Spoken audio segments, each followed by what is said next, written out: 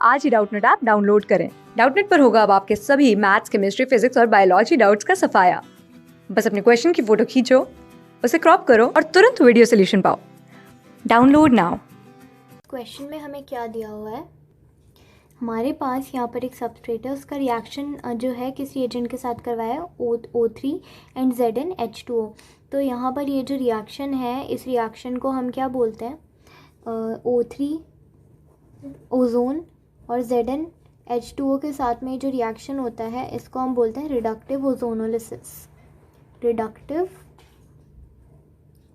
Ozonolysis. Ozonolysis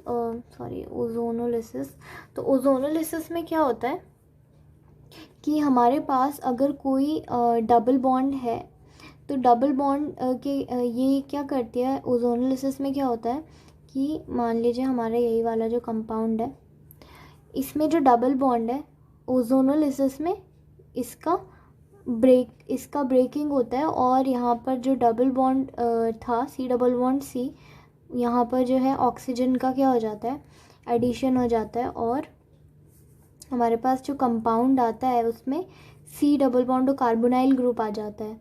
जैसे कि हमारे में जो ये वाला सबस्ट्रेट है इसका ब्रेकिंग होगा तो यहाँ पे एक C डबल बॉन्ड आ जाएगा और जो ये यहाँ पर एक कार्बन था तो इसमें भी ऐसा C डबल बॉन्ड आ जाएगा।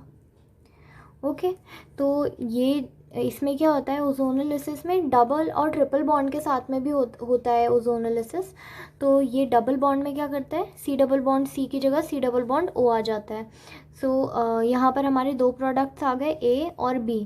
अब A और B में से जो B है उसके साथ कैनिज़ारो रिएक्शन हो रहा है। तो कैनिज़ारो रिएक्शन कैसे, एल्डिहाइड जो कैनिज़ारो रिएक्शन है वो ऐसे कंपाउंड्स में होता है जिसमें C डबल बॉन्ड O का जो अल्फ़ा कार्बन होता है उसके मतलब उसके पास अल्फ़ा हाइड्रोजन नहीं होता है। अब यहाँ पर तो अल्फ़ा कार्बन ही नहीं है, अल्फ़ा हाइड्रोजन कहाँ से आएगा, तो यहाँ पर अल्फ़ा हाइड्रोजन नहीं है इसलिए इसका कैनिज़ारो रिएक्शन होगा।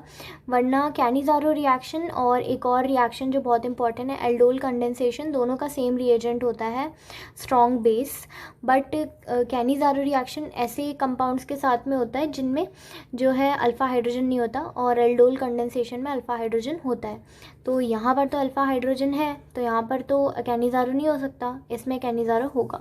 तो कैनिज़ारो रिएक्शन में हमारा रिएजेंट क्या होता है, बेस हमारा रिएजेंट होता है। तो इसमें से हमें क्या मिल रहा है, C+D, जिसमें से D जो है वो एल्कोहल है। ओके, अब हमें इसमें बोला क्या गया है कि आइडेंटिफाई द पॉसिबल प्रोडक्ट्स। तो इन्होंने हमको पॉसिबल प्रोडक्ट बोले हैं आइडेंटिफाई करने को। तो पहले हम इस रिएक्शन को करवाते हैं, देखते हैं क्या होगा। तो अब हम मैकेनिज़्म देखते हैं। हमारे पास क्या है, फॉर्मेल्डिहाइड है। इस फॉर्मेल्डिहाइड का रिएक्शन हमने करवाया है बेस से। ओके, बेस के पास क्या है, नेगेटिव चार्ज है। ये क्या करेगा, न्यूक्लियोफाइल की तरह एक्ट करेगा और जाके अटैक कर देगा इलेक्ट्रोफिलिक सेंटर पे। इलेक्ट्रोफिलिक सेंटर क्या है, ये कार्बोनाइल कार्बन। तो इससे क्या होगा, ये जो ऑक्सीजन है ये इस पर बॉन्ड शिफ्ट हो जाएगा। तो हमारे पास क्या आएगा, हाइड्रोजन CO नेगेटिव H और यहाँ पे आ जाएगा OH। अब क्या होता है कि ये बॉन्ड ऊपर गया, अभी बॉन्ड दोबारा नीचे शिफ्ट होता है। तो इससे क्या होता है, ये बहुत ही इंपॉर्टेंट स्टेप है, इसको रेट डिटरमाइनिंग स्टेप बोलते हैं, RDS।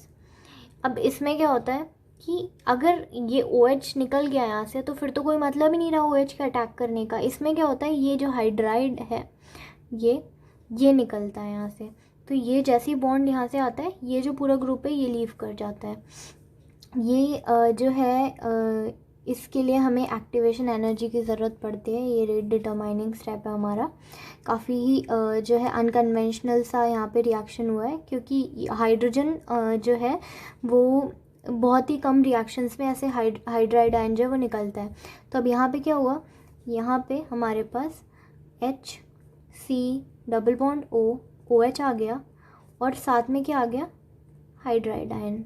अभी हाइड्राइड आयन क्या करता है, हमारे पास एक और मोल है किसका, इसका फॉर्मेल्डिहाइड का। तो ये क्या करता है, उसके पास जाता है, हमारे पास ये फॉर्मेल्डिहाइड है, ये क्या करता है, इस पे जाके अटैक करता है।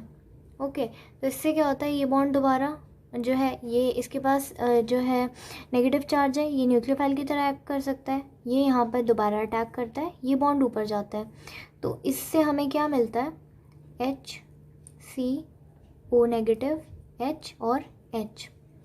अब क्या है कि हमारे पास ये भी प्रोडक्ट आ गया और साथ में यहाँ पे ये भी आ गया। अब ये जो एसिड है, एसिड में ये जो हाइड्रोजन लगा हुआ है, ये वाला जो हाइड्रोजन है ये बहुत ज़्यादा एसिडिक है, ओके, आसानी से ये निकल सकता है।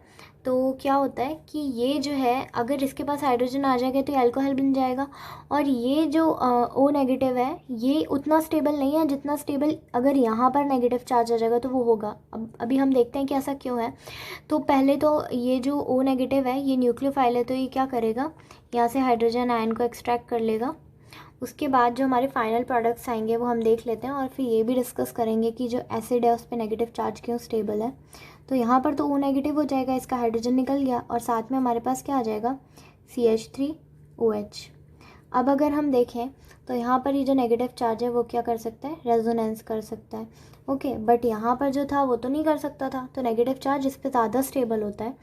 तो अब हमारा जो बेस लेते हैं, बेस जो है यहाँ पर NaOH या फिर KOH हम ले सकते हैं। So most of the time हम क्या करते हैं, NaOH ही कंसिडर करते हैं। तो यहाँ पर क्या होता है, ये जो एसिड आया है, एसिड का आयन है, यहाँ पर जो कैटायन है हमारे बेस का वो आके इसके साथ में सॉल्ट बना लेता है। तो हमारे पास दो प्रोडक्ट आ जाते हैं, एसिड का सॉल्ट और साथ में ये जो अल्कोहल है वो।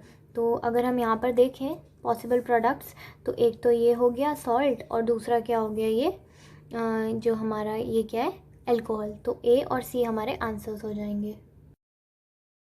क्लास 6 से 12 से लेके नीट, IIT, JEE मेंस और एडवांस के लेवल तक 10 मिलियन से ज़्यादा स्टूडेंट्स का भरोसा। आज ही डाउनलोड करें डाउटनेट ऐप या व्हाट्सएप कीजिए अपने डाउट्स 8400 400 400 पर।